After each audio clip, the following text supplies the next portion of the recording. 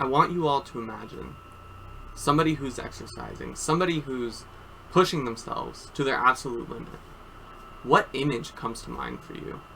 Perhaps you see somebody who's in the gym and lifting massive weights, or perhaps you see somebody who's sprinting through the track.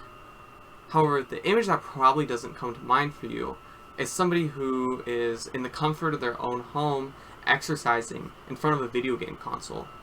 Well, that's exactly what we're going to be talking about today, as we're going to be looking at video game-based exercise and how it relates to mood.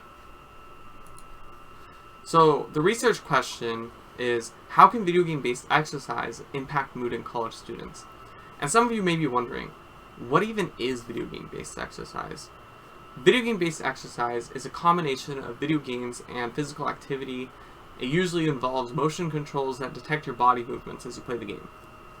Now, traditional exercise has been pretty well understood to have strong positive health outcomes, as well as a strong positive impact on mood. However, not all have access to traditional exercise options, especially with health concerns due to COVID-19. I know that for me personally, my physical activity has been negatively impacted by COVID-19 and remote learning, and video game-based exercise helped a lot in mitigating this. Another concern is that mood is being negatively impacted by COVID-19. And while traditional exercise can be a very strong coping tool, not everyone has access to this, and that's why it's really important to understand how video game-based exercise can help.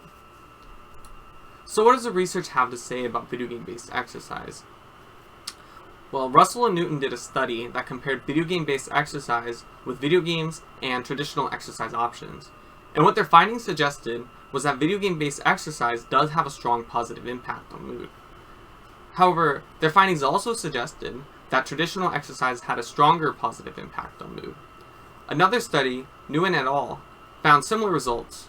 In their study, they had a treatment group where participants performed 30 minutes of video game-based exercise over a 2-week period, and they looked at their happiness before and after the 2-week period. And what their findings suggested was that the video game-based exercise did have a positive impact on happiness. So why is this all important? Why does it matter? Well, this is important because not everyone has the same access to traditional exercise options. Some people may live in neighborhoods where they don't feel safe going outside and exercising outdoors. Some people may be in financial situations where they can't afford a gym membership or exercise equipment. Also, people may have accessibility issues that make it hard to go to a gym or exercise outdoors. This is why video game-based exercise is an important alternative exercise option to consider. As traditional exercise already has a strong body of research, it's important to expand our understanding of other alternatives.